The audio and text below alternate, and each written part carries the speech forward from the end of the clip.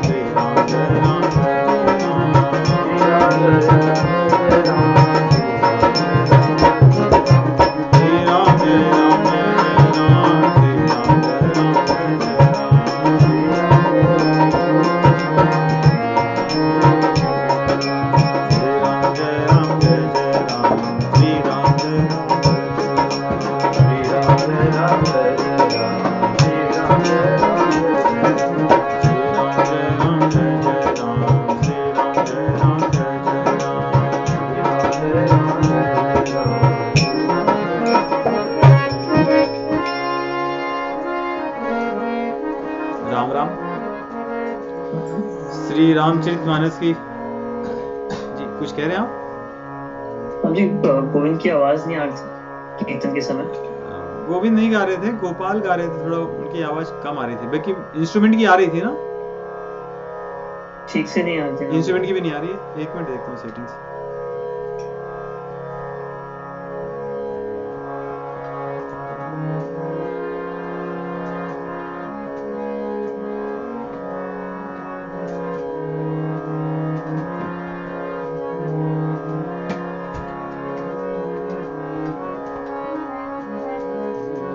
श्री राम जय राम जय जय राम, श्री राम जय जय राम। कैसा है? श्री राम जय जय राम।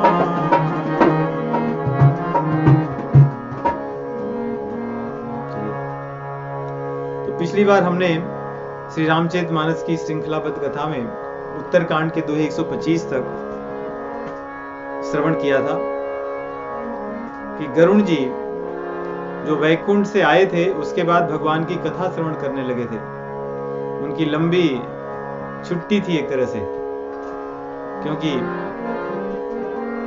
कुछ मोह के कारण उनका मन बहुत विचलित हो गया था, इसलिए नीलगिरी पर्वत पर जाकर के भगवान की कथा श्रवण कर रहे थे और एक तरह से अपने मन को पुनः भगवान के चरणों में स्थिर कर रहे थे। इसलिए बहुत दिनों तक वे नीलगिरी पर्वत पर काकभुचुंडी जी के साथ रह करके कथा श्रवण किए और उसके पश्चात उनको प्रणाम करके अब वैकुंठ लोक को गए। गयं गरुण वैकुंठ तब हृदय राखी रघुवीर।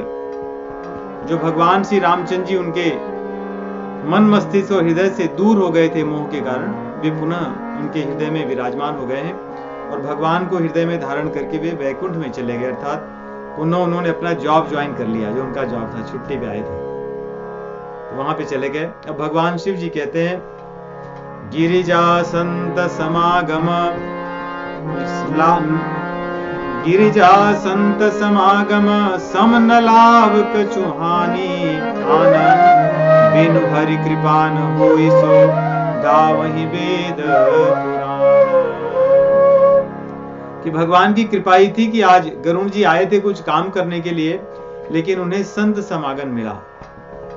यदि भगवान की कृपा न होती, भगवान ये लीला न कर रहे होते, तो काकभुचुंडी जी के साथ उनका समागम नहीं होता। इसलिए जीवन में कई बार ऐसी अनहोनी चीजें होती हुई दिखती हैं, कुछ न कुछ हमारा लाभ ही होता है। गरुण जी जब आए थे उन्हें लगा नहीं था कि काकभुचुंडी के यहां जाकर के वो कथा श्रवण करेंगे, परंतु मोह के कारण अंत में व्याकुल होकर के नारद जी की कृपा से भगवान ब्रह्मा जी के पास, शिव जी के पास और अंततः शिव जी की कृपा से वो पुनः काकभुचुंडी जी के पास जाते हैं और कथा श्रवण करते हैं। इसलिए कह रहे हैं बिनु हरि कृपा न होई सो गावहि वेद पुराण। भगवान की कृपा बिना नहीं होता। अब आगे की 5 दोहे हैं, इसमें उपसंहार है। भगवान शिव जी और पार्वती जी जो इस श्री रामचरितमानस के मुख्य श्रोता और वक्ता हैं, वे अपने अनुभवों को व्यक्त करते हैं और गोस्वामी तुलसीदास जी अपने निष्कर्ष को, अपने अनुभव को बताते हैं। यही कथा में बचा हुआ है 5 दोहे में। प्रयास करेंगे आज हो जाए, नहीं होगा तो अगले सप्ताह एक बार और करेंगे, क्योंकि कथा हमारी आरंभ हुए 3 वर्ष से 1 महीने शायद अधिक हो चुके हैं और हमने शायद अगस्त 2000 में आरंभ किए थे, अगस्त या सितंबर महीने में, और अगस्त बीत चुका है, 2 महीने अधिक हो गए 3 साल से। तो या तो आज या तो आने वाले सप्ताह मंगलवार को 24 तारीख को कथा का विराम होगा, बड़ी भावुकता के साथ, क्योंकि ये कथा हम लोग की बड़े संकट के दिनों से आ रही है, कोविड के समय से, तो हमने आरंभ किया। भगवान शिव जी कहते हैं कहेऊ परम पुनीत इतिहास, सुनत श्रवण छूटहि भव पासा, प्रणत कल्प तरु करुणा पुंजा, उपजई प्रीति राम पद कंजा। कह रही है मैंने परम पुनीत इतिहास कहा है। रामायण और महाभारत ये दोनों हमारे इतिहास हैं, हमारे अपने लोगों के चरित्र हैं, इसलिए हमारा इतिहास है। और ये कोई मनुष्यों वाला इतिहास नहीं है, जैसे हम लोग इतिहास में पढ़े हैं चंगेज खान, मुगलों का, ऐसे और भी इतिहास हमने पढ़ा है, लेकिन वो पुनीत इतिहास नहीं है, वो अपुनीत इतिहास है। परंतु भगवान श्री रामचंद्र जी का इतिहास ये पुनीत है। महाभारत जो इतिहास है ये पुनीत है। इससे हमारा मंगल होगा, क्योंकि भगवान की कथा श्रवण से हमारे चित्त में भगवत प्रेम जागृत होगा, उदित होगा, इसलिए पुनीत है। क्यों पुनीत है? प्रणत कल्प तरु करुणा पुंजा, उपजई प्रीति राम पद कंजा। भगवान श्री रामचंद्र जी का चरण कमल जो कल्प तरु के समान है प्रणत जनों के लिए, भगवत भक्तों के लिए।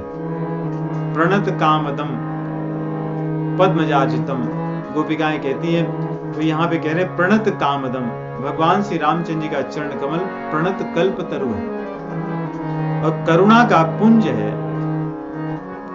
यही हमें प्राप्त होगा भगवान की कथा श्रवण करने से। उपजई प्रीति राम पद कंजा, इसलिए ये इतिहास पवित्र है, क्योंकि ये पावनों को भी जो पावन करने वाले भगवान हैं, उनके चरण कमलों में प्रीति उत्पन्न करने वाला है। और मन क्रम वचन से जो हम पाप किए हैं, इन पाप को नष्ट करने वाला है। आगे के सभी दोहों चौपाइयों में एक प्रकार से भगवान रामचंद्र जी की भक्ति का, श्री रामचरितमानस का, सभी का एक सारांश है। भगवान के नाम का सब चीजें आप देखोगे, सभी का महात्म्य वर्णन होगा, छोटे छोटे में, लेकिन सबका होगा। कह रहे मन क्रम वचन जनित अगजाई, सुनहि जे कथा श्रवण मन लाई। इस कथा को मन लगाकर श्रवण करने का लाभ है कि हमारे पाप नष्ट हो जाएंगे, चाहे मन के हों, वाणी के हों या कर्म के हों, सभी पापों को नष्ट कर देगा। आगे की चौपाइयों में बताते हैं कि हम जो कुछ भी करें, एक तो है कथा श्रवण करना, दूसरा है तप करना, जप करना, तीर्थाटन जाना, पुण्य कर्म करना, दान करना, धर्म के मार्ग पर चलना।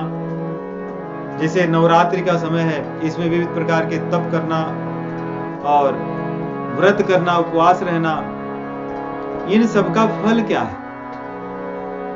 तीर्थाटन साधन समुदायी, जोग विराग ज्ञान निपुणाई, नाना कर्म धर्म व्रत दाना, संयम दम जप तप मखनाना, भूत दया द्विज गुरु सेवकाई, विद्या विनय विवेक बढ़ाई, जह लगी साधन वेद बखानी। इन तीन चौपाइयों में सभी साधनों का वर्णन है। साधन में हम लोग क्या करते हैं? तीर्थ यात्रा करते हैं, योग करते हैं, वैराग्य करने का प्रयास करते हैं, ज्ञान को अर्जित करके निपुणाई अर्थात कुशल होना चाहते हैं। हम लोग दक्ष होना चाहते हैं कि जो ज्ञान है, वैराग्य है, उसमें हम कुशल हों।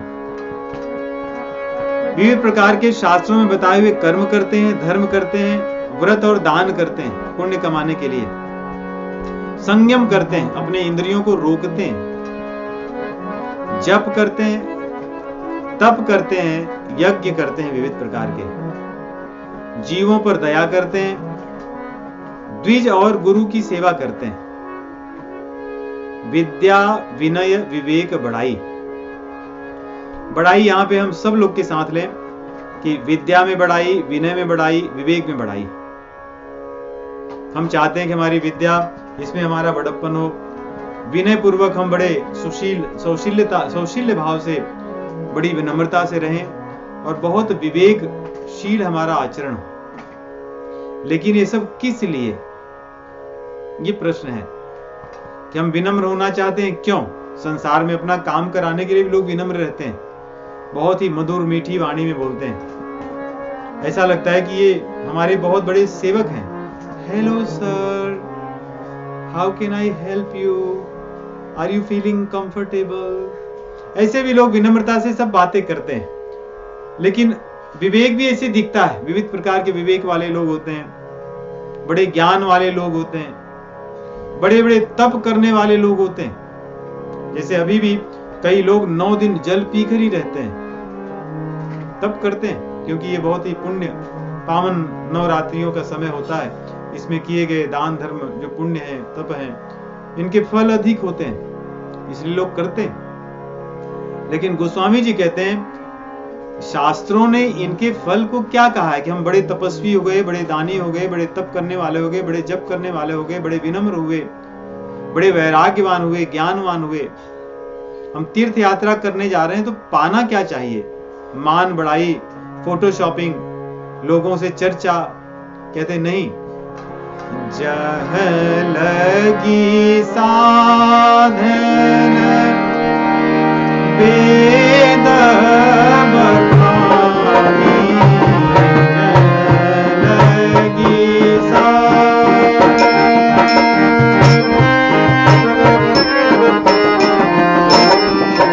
सब कर फल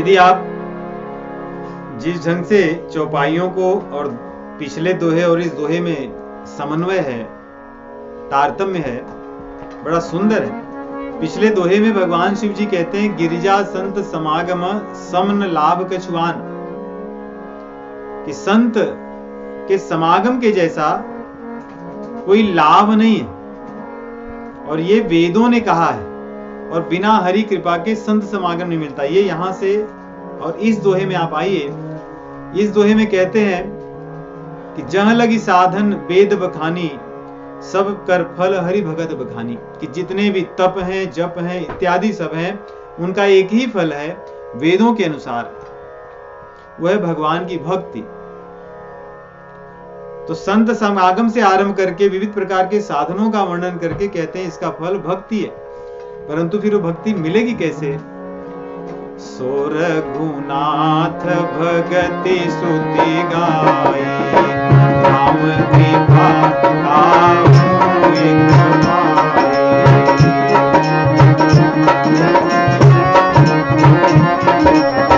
मुनि दुर्लभ हरि भगति नर, पावहि बिनहि प्रयास। यह कथा निरंतर, सुनहि मानिबे श्वास।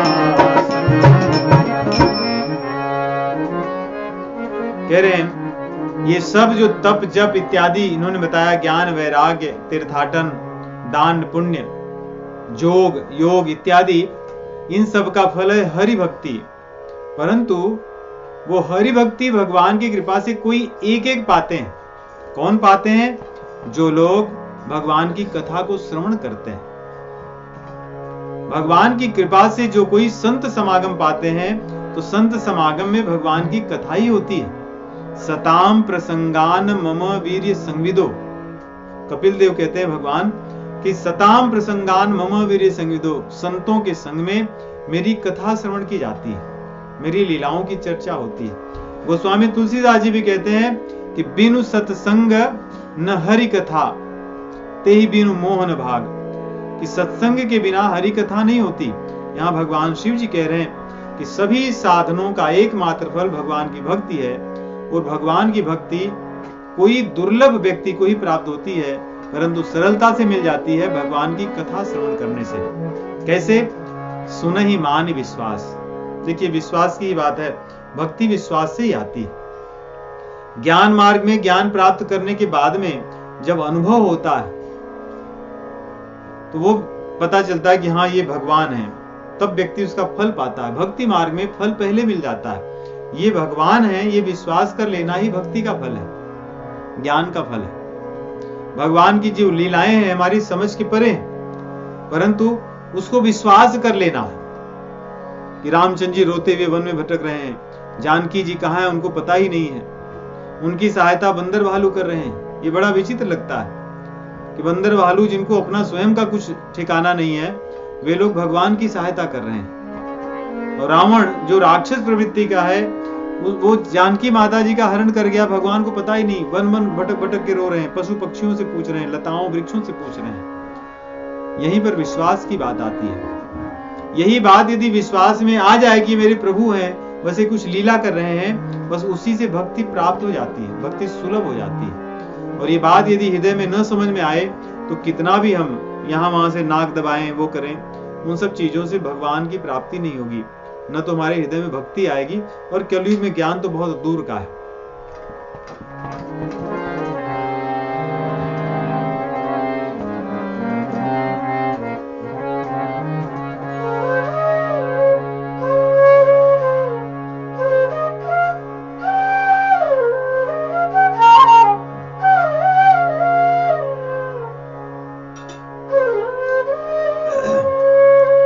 आगे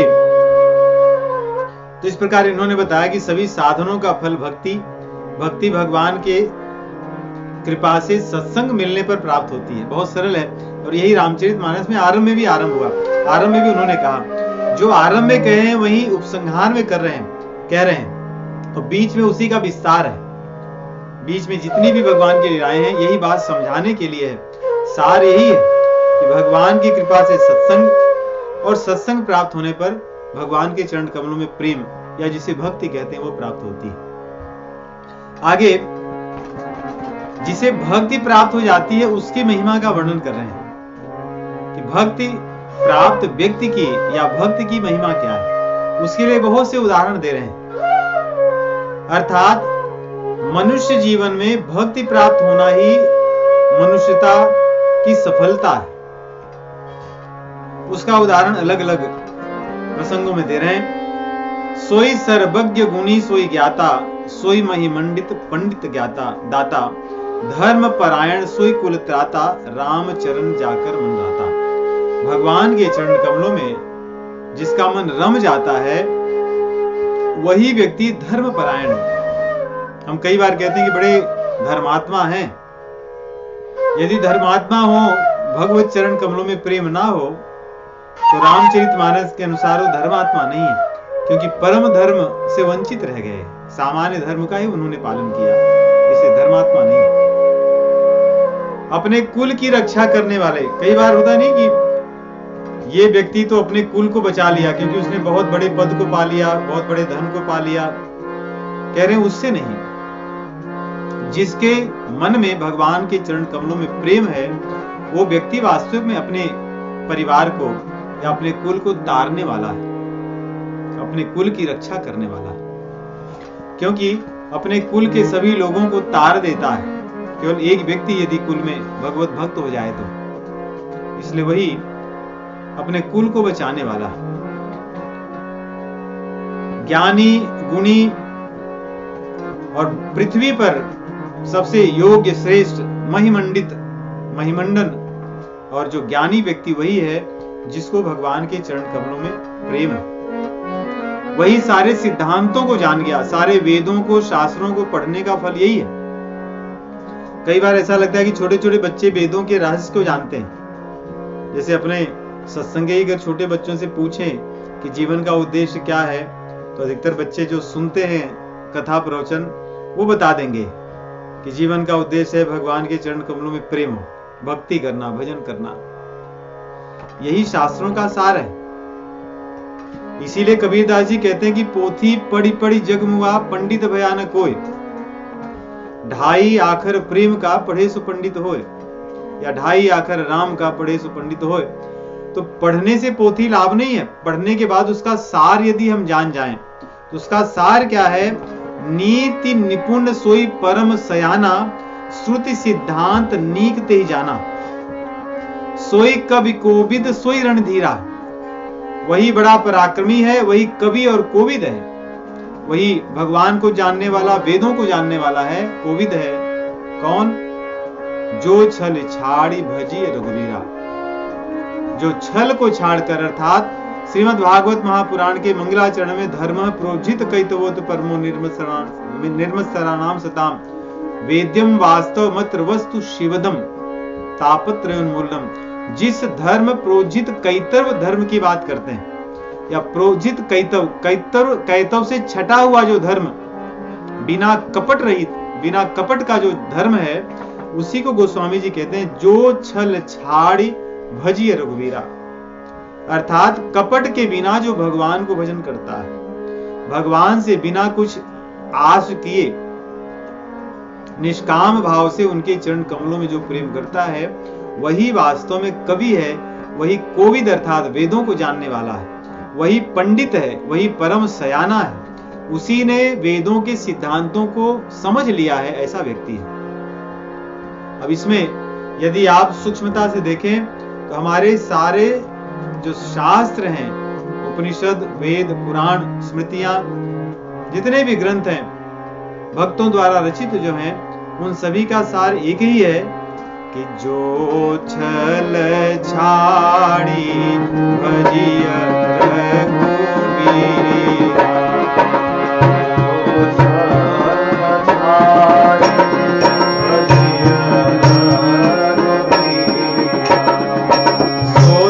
कवि कोविद सोई रणधीरा,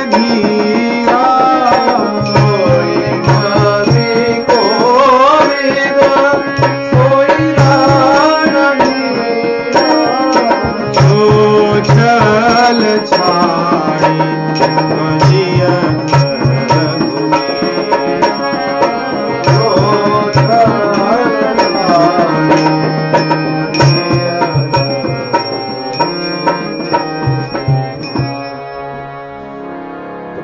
का भजन करना, वो भी निश्चल भाव से, कपट रहित होकर के, यही जीवन का मुख्य उद्देश्य है। वही व्यक्ति विद्वान है, पंडित है, वही दानी है, वही तपस्वी है, वही जप करने वाला, वही वेदों को मर्म को जानने वाला है, वही ज्ञानी है, वही वैरागी है। यदि भगवान का भजन न करे तो जितनी उपाधियों का वर्णन यहाँ पे है, उन उपाधियों का रहना न रहना कोई अर्थ नहीं है। उदाहरण देते हैं, कहते हैं जिस देश में सुरसरी गंगा जी प्रवाहित होती हैं, उस देश को ही शास्त्रों ने धन्य माना है। भगवान वहीं अवतरित होते हैं जिस देश में गंगा जी बहती है, भारतवर्ष में, इसलिए उसकी महिमा है। स्त्री की महिमा उसके पातिव्रत्य धर्म से होती है। जितनी भी पूजनीय स्त्रियां हैं हमारे शास्त्रों में, उनकी पूजा पातिव्रत धर्म के कारण ही है। अभी इन बातों को आप समझिए, क्यों कह रहे हैं उदाहरण, क्योंकि यदि पातिव्रत धर्म न हो तो स्त्री पूजनीय नहीं हो सकती। यदि गंगा जी न प्रवाहित होती हो तो देश की धन्यता नहीं, भगवान वहां अवतार नहीं लेते। धन्य सो भूप नीति जो करे। कोई राजा हो जो नीति का पालन न करे, मनमानी चले, जो मन में आए सो करे, उस राजा का कोई मान नहीं। और उस ब्राह्मण का, द्विज का कोई मान नहीं जो अपने धर्म का पालन न करे, जो ब्राह्मणत्व का पालन न करे, उस ब्राह्मण का कोई अर्थ नहीं। उस धन का कोई लाभ नहीं जो भगवत सेवा में काम न आए, प्रथम गति जिसकी ना हो। क्योंकि जो भोग वाला धर्म है वो तो रोग ही ले आएगा। जो योग वाला धर्म है, धन है, वही वास्तविक धन की सेवा है, उपयोगिता है। प्रथम सो धन्य धन्य प्रथम गति जाकी। आगे वही बुद्धि पवित्र है जो पुण्य कर्मों में लगी हो। जो पापाचरण में रत यदि हमारी मति हो, उस मति का क्या अर्थ है? अर्थात पुण्य के बिना बुद्धि, पुण्य में लगे बिना बुद्धि का क्या लाभ है? वैसे ही प्रथम गति भगवत सेवा में लगे बिना धन का क्या कार्य है? धन्य घड़ी सोई जब सत्संगा। हमारे जीवन का समय यदि सत्संग में नहीं बीता तो हमने कौन सी बहुत बड़ी उपलब्धि कर ली? खाए पिए सोए और भोग विलास किए, जो अन्य योनियों में भी उपलब्ध है, तो कोई बहुत बड़ा हमने काम नहीं कर लिया। धन्य जन्म द्विज भगत ये भंगा। यदि हमारा जीवन ब्राह्मणों के, भक्तों के, गुरु की सेवा में न बीता तो हमारे जीवन का क्या लाभ है? कहते हैं उसी प्रकार सो कुल धन्य उमा सुन, जगत पूज्य सुपुनीत, श्री रघुवीर परायण जहि नर उपज विनीत। यहाँ पे भक्ति की महिमा इसके पहले बताए, उसके पहले सत्संग की महिमा बताए। सत्संग भगवत कृपा से, और सत्संग होने से भगवान की कथा और उससे फिर भक्ति मिलती है, और भक्ति की महिमा को बताया कि सभी साधनों का सार है। और उसके बाद अलग अलग उदाहरण देकर बताते हैं, यदि कोई जन्म ही ले लिया कहीं तो क्या लाभ है यदि उस घर में कोई व्यक्ति भक्त नहीं बना भगवान का। उस कुल की महिमा तो तब है जब कोई तो वहां पे भगवान के सम्मुख चला जाए, भगवत सम्मुख होकर के भगवत भक्त बन जाए। इसलिए उस घर की, उस कुल की महिमा है। तो इस प्रकार मनुष्य शरीर से लेकर के, सत्संग से लेकर के, भगवान की भक्ति से लेकर के और सभी साधनों का सार, इनको मिला करके गोस्वामी जी कहते हैं, एक सरल शब्दों में कहें तो मानव जीवन का एकमात्र उद्देश्य सत्संग के द्वारा हरि कथा श्रवण करके भगवान के चरण कमलों में प्रेम उत्पन्न करना है। बस यही है इसका सार। अगले जो हमने दो दोहे पढ़े, इनका आगे अपने कथा के सार को बता रहे हैं। इसको कौन लोग इसके अधिकारी हैं, कौन नहीं है। भगवान शिव जी कहते हैं, मति अनुरूप कथा में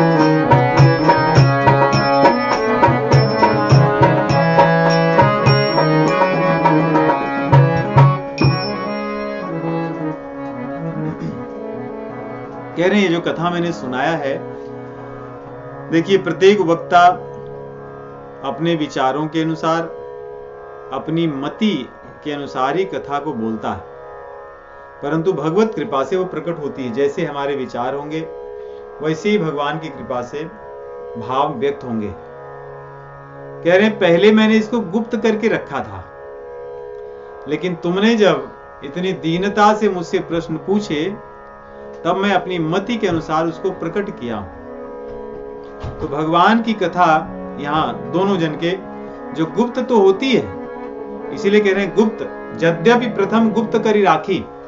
भगवान की कथा वास्तव में गुप्त ही होती है, क्योंकि जैसे गाय के थन में दूध होता है, लेकिन जितनी वो प्रसन्न होगी और बछड़ा जिस ढंग से माता के दूध को पिएगा, उसी भाव से गऊ उतनी मात्रा को दूध देती है। यदि गऊ को दुख दिया जाए और उसके बछड़े को पीने को न मिले, फिर दूध नहीं मिलता है, और जो मिलता है वो फिर विनाशकारी दूध होता है, जैसे आजकल सामान्यतः मिलता है। इसीलिए दूध पीना भी जो कि अमृत कहा जाता है, व्यक्ति डर डर के नहीं पीता है, क्योंकि हानिकारक होता है। तो कह रहे हैं जो कथा मैंने कहा ये पहले गुप्त थी, परंतु तुमने जब मुझसे प्रश्न किए थे तो प्रकट हुई, और तुम्हारे मन के प्रेम को देख करके, कथा के प्रति श्रद्धा को देख करके मैंने तुम्हें भगवान की, तब मैं रघुपति कथा सुनाई। पहले मैं सुनाने वाला नहीं था, परंतु तुम्हारी श्रद्धा को और प्रेम को देख करके, तुम्हारे भाव सहित प्रश्नों को श्रवण करके मैंने तुम्हें कथा सुनाई है। कुछ लोगों को कथा नहीं सुनानी चाहिए। वो कौन लोग हैं?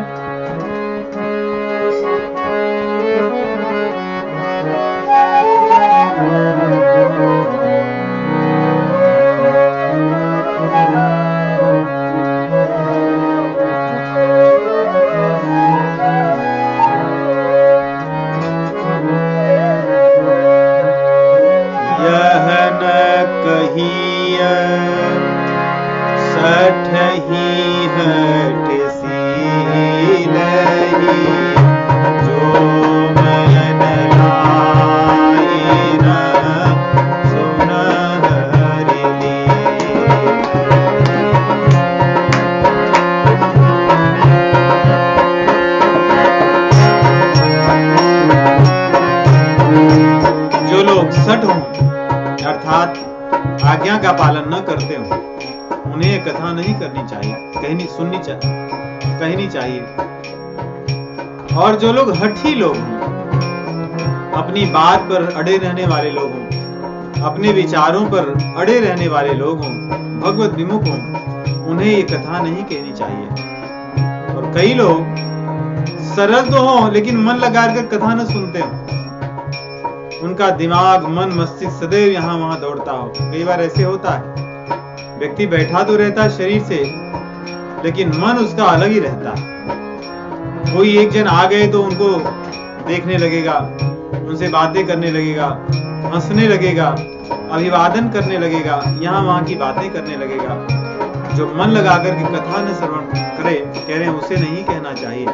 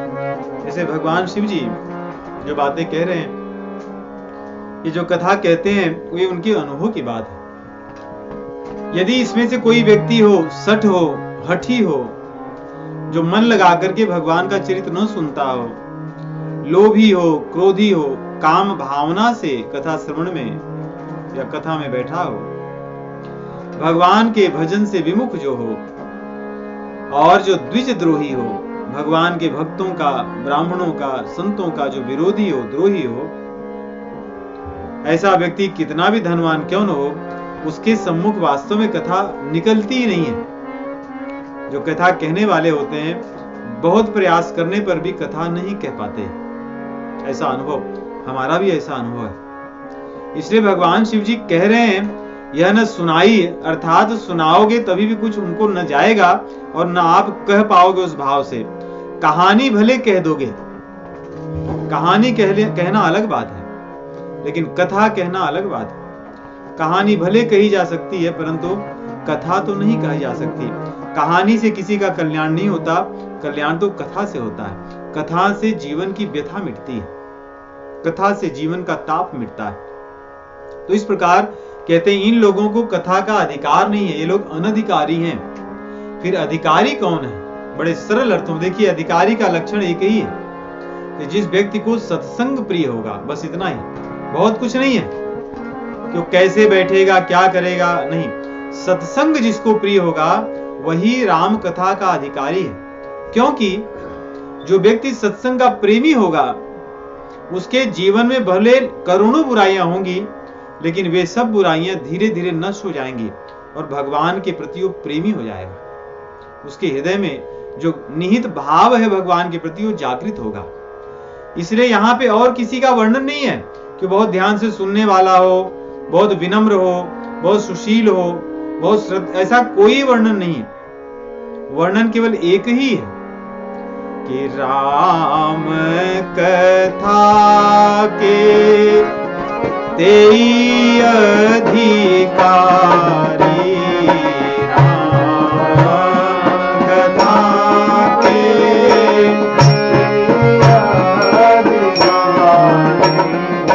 जिनके सत्संग गति अति प्यारी,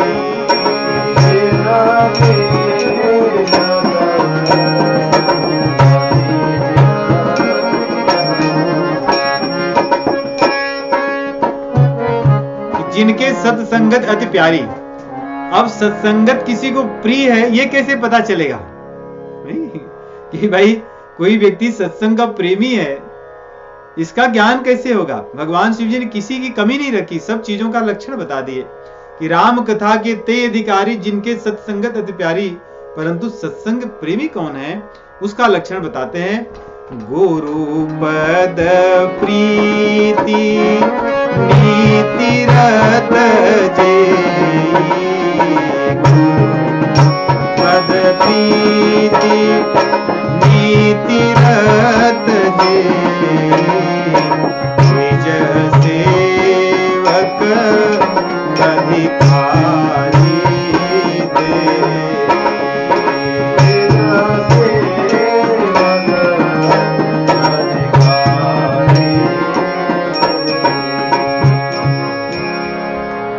जो गुरु पद प्रीति नीति रत जोई, गुरु के चरण कमलों में प्रेम करने वाला हो और नीति से चलने वाला हो। ये हम सब जानते हैं नीति क्या है। कूटनीति, राजनीति, ये सब अलग बातें हैं, परंतु नीति हम सबको पता है कि प्रत्येक जीव के साथ हमारा जो व्यवहार है वही नीति है। जैसे सत्संग में यहां पर बैठ करके, अब क्योंकि जूम का उपयोग कर रहे हैं तो म्यूट करके श्रवण करना, ये नीति है। अब कोई अनम्यूट करके और बातें फोन पर करते हुए कि हाँ मैं श्रवण कर रहा हूं, ये नीति नहीं है। तो हम सब जानते हैं प्रत्येक स्थान पे प्रत्येक जो हमारे कर्तव्य हैं वे नीतिमय होने चाहिए। इसीलिए रामचंद्र जी के लिए कहते हैं कि नीति प्रीति परमारथ स्वारथ को न राम सम जान जथारथ, कि नीति प्रीति रामचंद्र जी जानते हैं। वैसे ही गुरु के साथ प्रीति और प्रत्येक हमारे कर्तव्य में जो नीति है उसका ज्ञान जिसको है, द्विज सेवक, जो भगवत भक्तों के, ब्राह्मणों के जो सेवक हैं, उनको सम्मान करने वाले हैं, कहते हैं वही लोग सत्संग के अधिकारी हैं। राम कथा के अधिकारी सत्संग प्रेमी हैं। और सत्संग के अधिकारी कौन है? गुरुपद प्रीति नीतिरत जोई द्विज सेवक। ये 3 लक्षण बताए, ये लोग सत्संग के अधिकारी हैं। तो गोस्वामी तुलसीदास जी ने कोई, कहते हैं कि किसी प्रकार की कमी नहीं रखी कि कोई व्यक्ति इस सिद्धांत का दुरुपयोग कर सके, लूप होल निकाल सके। हम अपने आप को देख सकते हैं कि क्या हम सत्संग प्रेमी हैं, क्या हम सत्संग के अधिकारी हैं, क्या हम भगवान की कथा के अधिकारी हैं। अधिकारी अर्थात उससे लाभ लेने के अधिकारी हैं या नहीं। श्रवण तो हम कर ही सकते हैं, परंतु क्या उसके श्रवण करने से हमारे जीवन में जैसा परिवर्तन होना चाहिए होगा कब? जब हम उसके अधिकारी होंगे। इस प्रकार गोस्वामी तुलसीदास जी कह रहे हैं कि ताक यह विशेष सुखदाई जाहि प्राण प्रिय सी रघुराई। जिसको रामचंद्र जी अपने प्राणों के समान प्रिय हैं, भगवान अपने प्राणों के समान प्रिय है, वो अपने आप सत्संग प्रेमी हो जाएगा, अपने आप गुरु प्रेमी हो जाएगा। जैसे कि जो शराबी लोग होते हैं वे अपने आप शराब की दुकानों के प्रेमी हो जाते हैं। जो लोग पढ़े होंगे, हिंदी में एक कविता थी, कविता संग्रह थी मधुशाला, बड़ी लंबी 108 पदों की कविता, हम लोग स्कूल इत्यादि में पढ़े हैं। उसमें पूरा वो मदिरा वालों का ही वर्णन है। उसमें कहते हैं कोई कैसा भी हो, वे सब मित्र बन जाते हैं, सब वहां भाग जाते हैं जैसे उन्हें पता चलता है, क्योंकि उनकी एक अपनी श्रेणी है। वैसे ही जब हम भगवान के जो चरण कमलों का जो आसव है उसके पीने वाले यदि हम मकरंद मधुकर बनेंगे तो हमें निश्चित रूप से अपने आप सब चीजें अच्छी लगने लगेंगी, सत्संगी अच्छे लगने लगेंगे, गुरु के चरण कमलों में प्रेम होगा, भक्तों की हम सेवा करेंगे, नीति के अनुसार हम चलेंगे, ब्राह्मणों के हम सदैव सेवक होंगे, उनका सम्मान करने वाले होंगे, यदि भगवान से प्रेम होगा तो। और यदि हमें भगवान से प्रेम नहीं होगा तो हमारे लिए सत्संग क्या है? वो भी ये हो सकता है एक मनोरंजन का साधन हो सकता है वहां पे भी हम लोगों से मिले, बातचीत करें, अपना टाइम पास जिसको कहते हैं वैसा ही करें। इसलिए भगवान के चरण कमलों में यदि प्रेम हो तो अपने आप सब चीजें वहां से घूम फिर करके हम अधिकारी भी बन जाते हैं, सत्संग के प्रेमी भी हो जाते हैं और भगवान की कथा श्रवण करके उनको पा भी लेते हैं। इस प्रकार कहते हैं यदि किसी को चाहे राम जज के चरणों में प्रेम चाहे अथवा निर्वाण पद चाहे, योगी लोग जो होते हैं, ज्ञान मार्गी जो ब्रह्म ज्ञानी है, कहते हैं जिसको भी जो चाहिए वो ये सब कथा देगी, क्योंकि राम कथा कल कामद गाई। भगवान की जो कथा है ये कल्पतरु है, ये कामधेनु है, जिसको जो चाहिए वो मिलेगा। जो भक्त लोग हैं उन्हें भगवान के चरण कमलों में प्रेम मिलेगा, और जो योगी ज्ञानी लोग हैं उन्हें जो भी ब्रह्म सुख निर्वाण पद जो चाहिए ये कथा उन्हें वो भी दे देगी। इसलिए आकर इस कथा का मन से श्रवण करें, अपने कर्ण रूपी पान से इसको पिए, इसका पान करें। भाव सहित सो यह कथा करऊं श्रवण पुट पान। अपने कर्ण रूपी दोनों से इस कथा को पिए खूब। आगे राम कथा गिरिजा में वर्णी कलिमल समन मनोमल हरणी संस्कृत रोग सजीवन मूरी राम कथा गावहि श्रुति सूरी।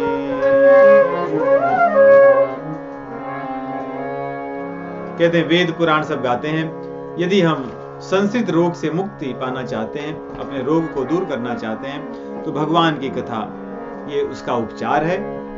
इसमें 7 सोपान हैं, 7 सीढ़ियां हैं जो हमें भगवान के चरण कमलों में, भगवान की भक्ति में हमें चढ़ाकर ले जाएंगी। रघुपति भगति केर पंथाना, इन सीढ़ियों पर से चढ़ें। बाल कांड से लेकर के कह रहे हैं उत्तर कांड तक ये 7 सीढ़ियां हैं। आप चढ़ते जाएंगे तो भगवान की भक्ति में ही प्रवेश करेंगे, या उतरोगे तभी भी, क्योंकि ये रामचरितमानस सरोवर है, सरोवर भगवान की प्रेम रस से भरा हुआ है। अगर उतरोगे तभी भी भगवान के चरण कमलों के रस में मिलोगे, और अगर सीढ़ियों पर चढ़ोगे तभी भी भगवान के चरण कमलों को प्राप्त करोगे। विष्णु पद, हरि पद जिसको कहते हैं उसको प्राप्त करोगे। और ये फिर इस मार्ग पर आते कौन है? सब लोग नहीं आ पाते। देखिए, इसीलिए हम सब बड़े सौभाग्यशाली ये स्वीकार नहीं करते। हम लोग सदैव दुखी रहते हैं क्योंकि हम लोग संसार में महत बुद्धि रखते हैं। संसार में महत बुद्धि के कारण, अपनी सांसारिक अवस्थाओं के कारण, स्वास्थ्य के कारण, धन के कारण, शारीरिक अवस्था, सामाजिक हमारी प्रतिष्ठा, इसको लेकर ही हम जीवन में सुखी या दुखी होते हैं। परंतु भक्तों के लिए सुख और दुख का मापदंड वो नहीं है। भक्तों के लिए सुख और दुख का मापदंड अपनी आध्यात्मिक साधना है। हरि कथा श्रवण, सत्संग, गुरु सेवा, शास्त्रों की सेवा, हरि सेवा, ये जो हमारे मापदंड सुख और दुख के, हमें अपने कहते हैं अपने सौभाग्य का मापदंड इसमें रखना चाहिए। हम सत्संग कितना करते हैं, भगवान नाम कितना जप करते हैं, भक्तों के साथ हमारा संबंध कैसा है, हरि सेवा, गुरु सेवा हम कर पाते हैं नहीं कर पाते हैं, शास्त्रों की सेवा करते हैं कि नहीं करते हैं, वो मापदंड हमारा। इसलिए कह रहे हैं अति हरि कृपा जाहि पर होई, अति हरि कृपा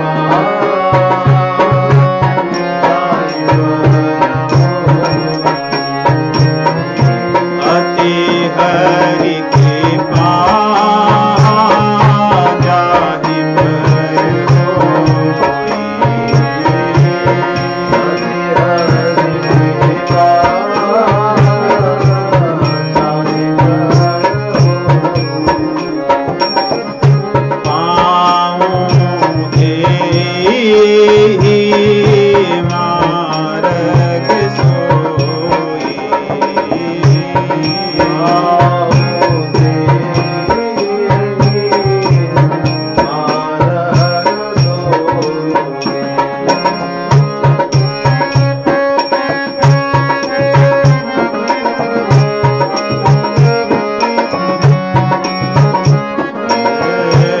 अति हरि कृपा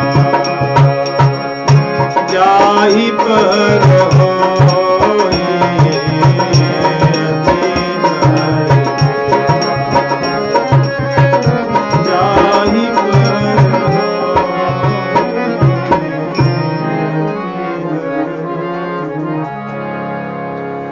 यदि हम स्वीकार करने लगे इस बात को, तो हम भगवान को अपने साथ अनुभव करेंगे।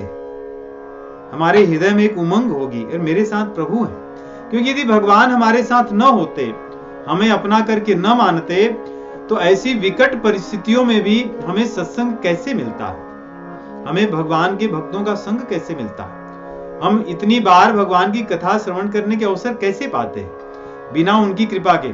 जैसे हमने जॉब के लिए तो मेहनत की है, अन्य संसार की चीजों को पाने के लिए मेहनत की है, लेकिन सत्संग के लिए हमने कौन सा मेहनत किया? हम कहां इतने ढूंढे, कहां हमने अप्लाई किया कि कुछ लोगों ने हमें रिजेक्ट किया, फिर कुछ लोगों ने स्वीकार किया। ऐसा कुछ नहीं हुआ। हमारे पास सत्संग लेकर के ऐसा लगता भगवान ही आए हैं कि आप इसको लीजिए, आप इसको स्वीकार कीजिए। तो हम यदि भगवान को अनुभव करें, तो हमें वास्तव में सोते जागते उठते बैठते जब कोई हमारे साथ नहीं दिखता है, तब भी उनका अनुभव होगा। इसीलिए राम सुखदास जी महाराज कहते हैं, प्रभु आपको मैं भूलूं नहीं।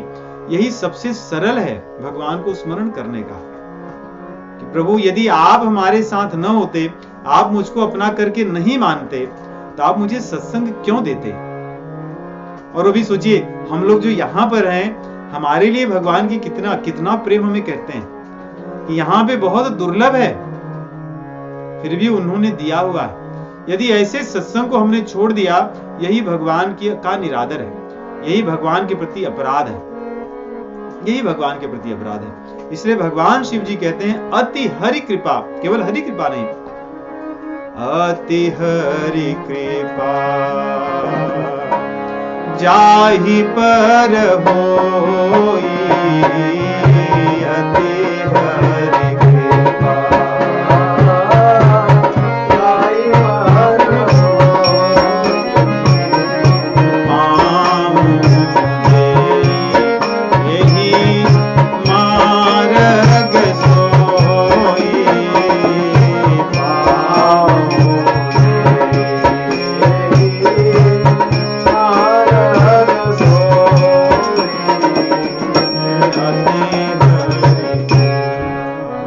कितनी सुंदर चौपाई। और भगवान शिव जी के श्रीमुख का वचन है ये, इस बात की, वैष्णवा नाम यथा शंभु, भगवान शिव जी जैसा भगवान का भक्त कौन है? कोई नहीं है। इसलिए उनका ही अनुभव है।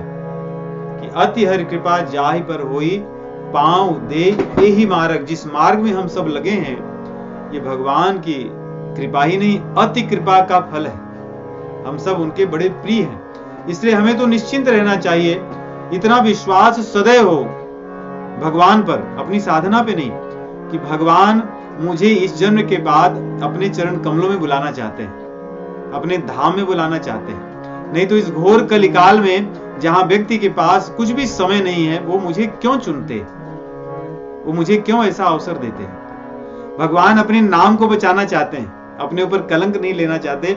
इसलिए हम सबको सत्संग दे करके साधना दी है, जिससे भगवान सबको बता सके, देखो ये साधना किया था इसको, इसलिए मैंने उसको बुलाया है। नहीं तो हो सकता है कुछ लोग प्रश्न पूछेंगे, इसमें क्या गुण था, इसमें क्या था। तो भगवान बस एक बहाना दे दिए हमें उस बहाने को पकड़े रहना है। एक तरह से मान लो कि बस टिकट दिए और फ्री में आकर के उन्होंने दे दिया, इसको लिए रहो, बस मैं ले लूंगा तुम्हें, कोई तुम्हें पूछेगा नहीं, न तो मुझ पर ऐसे उंगली उठाएगा, शिकायत मुझसे नहीं करेगा। ये भगवान की अति कृपा है।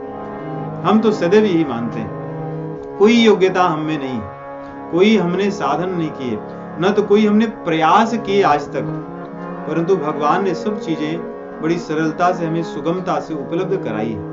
ये उनकी कृपा है। कुछ तो उन्होंने ऐसा देख लिया होगा, या कोई अज्ञात सुकृति होगी, सद्गुरुजनों का, आचार्यों का, संतों की कोई तो कृपा कभी हो गई होगी, जिसके फलभूत भगवान की कृपा हमें प्राप्त हुई है। कहते मन कामना सिद्ध नर पावा, जे यह कथा कपट तज गावा। इस कथा को जो लोग कपट छोड़ करके गाए हैं, उनकी सभी मनोकामनाएं, क्योंकि कथा को गाने वालों की मनोकामना क्या है कि भगवान के चरण कमलों में प्रेम बढ़े, यही मनोकामना और क्या है। इसलिए कह रहे कपट तज गावा। भगवान की कथा श्रवण करने का, भगवान की कथा कीर्तन करने का एक ही फल है, उनके चरण कमलों में प्रेम।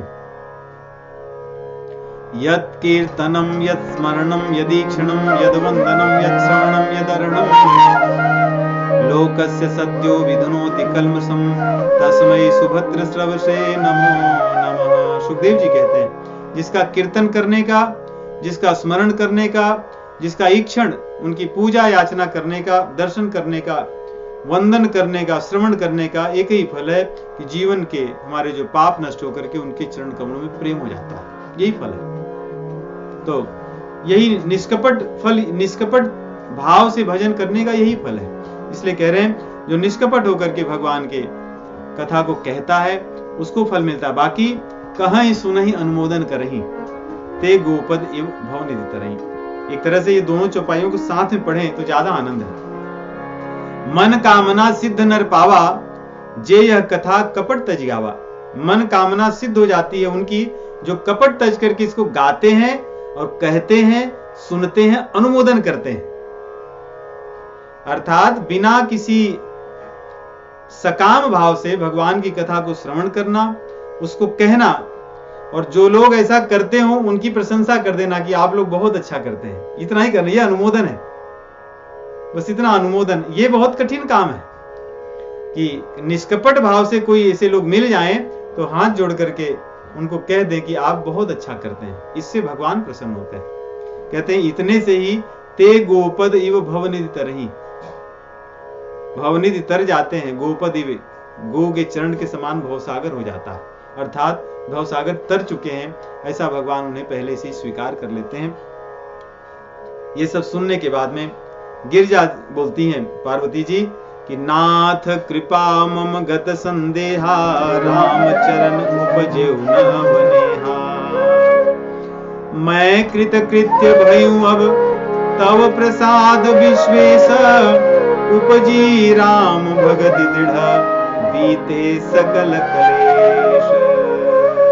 जो उनको क्लेश था पहले, भगवान की कथा को श्रवण करने से मोह नष्ट हो जाता है। हम सब इसको अवश्य अनुभव किए हैं। मुझे लग रहा है यहां श्रवण करने वाले जितने लोग हैं उन सभी का ही अनुभव है कि भगवान की कथा को श्रवण करने से मोह निश्चित रूप से नष्ट होता है। भले किसी का 1% नष्ट हुआ हो, किसी का 100%, किसी का 50%, किसी का 40%, लेकिन नष्ट तो होता है। यदि हम भगवान की कथा को श्रद्धा पूर्वक, निष्ठा भाव से मन लगा करके और गुरु के प्रति निष्ठा रख करके श्रवण करें तो हमारा मोह निश्चित रूप से नष्ट होता है, हमारी श्रद्धा के अनुरूप। इसलिए कह रहे हैं अब मैं कृतकृत्य हो गई हूं, हे विश्वेश जी, विश्वनाथ जी, आपकी कृपा से। काशी विश्वनाथ जी ही कथा सुना रहे हैं कि गोस्वामी तुलसीदास जी उन्हीं की कृपा से लिख रहे हैं, इसलिए यहाँ पे विश्वेश कह रहे हैं, विश्वनाथ जी। उपजी राम भगत दृढ़, बीते सकल कलेश। और इसीलिए काशी की महिमा भी देखी, इसीलिए राम राम की है, तारक मंत्र भगवान शिव जी कह करके सभी का कल्याण करते हैं। विश्वनाथ जी बड़े राम रसिक हैं, इसलिए उन्होंने काशी नगरी को भी एक तरह से वैष्णव नगरी बना रखी है कि सब लोग हर हर महादेव कहें, लेकिन महादेव स्वयं राम राम ही कहते हैं। तुम पुण्य राम राम दिन राती, सादर जपत अनंग राती। तो भगवान विश्वनाथ बड़े राम रसिक हैं और उनकी बड़ी महिमा है। उनकी कृपा से भगवान के चरण कमलों में निश्चित रूप से बहुत प्रेम होता है। जीवन के सत्संग में, भक्ति में आने वाले बाधक को जितनी सरलता से बाबा विश्वनाथ जी दूर करते हैं, ऐसा अनुभव और कहीं नहीं आता। यदि एक बार उनका स्मरण करें और कहें कि मेरे जीवन में ये कष्ट है जिससे मैं भक्ति से दूर होता जा रहा हूँ, भगवान से दूर होता जा रहा हूँ, बड़ी शीघ्रता से सुनते हैं। ऐसे वो दयालु हैं क्योंकि वो चाहते हैं सभी जीव भगवान के चरण कमलों में लग जाएं। से यहाँ पे पार्वती जी कहती हैं, मैं कृतकृत्य भयऊं अब तव प्रसाद विश्वेश, उपजी राम भगति दृढ़, बीते सकल कलेश। सभी क्लेशों को नष्ट करके भगवान के चरण कमलों में दृढ़ भक्ति उत्पन्न कराने वाले भगवान शिव जी हैं, विश्वनाथ जी हैं। उनकी कृपा से ही हम सभी भी सत्संग में लगे हैं। उनकी कृपा से हम सब भगवान के चरण कमलों के रसिक हैं, रसिक हों, ऐसी हमारी प्रार्थना है। आज की कथा को यहीं विराम करेंगे। एक दोहा क्योंकि करेंगे तो लंबा होगा, बड़ा है, उसका विस्तार होगा, श्लोक भी है और छंद भी है। उसको अगले सप्ताह करके इस बार के रामचरितमानस की श्रृंखलाबद्ध कथा का हम उपसंहार करेंगे। हरि नाम संकीर्तन 2 मिनट। सीताराम सीताराम सीताराम